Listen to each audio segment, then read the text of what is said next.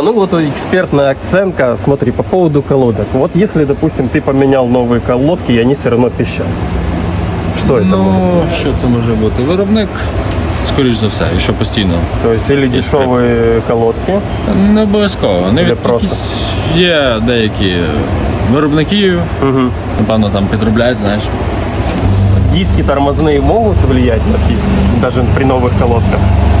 Ну, не так, як самі колодки. То есть это получается, насколько знаю, если более дешевые колодки или вообще какой-то производитель, у них много металла присутствует, да, в этих колодках? Фрикціонах, чи як це сказати, в робочій частині. Я тобі не скажу, не вивчав так глибоко цю тему, просто знаю, що деякі скріплять. Ну, Брембо, Зіммерман, Фаренгут, файно їздять. Добре.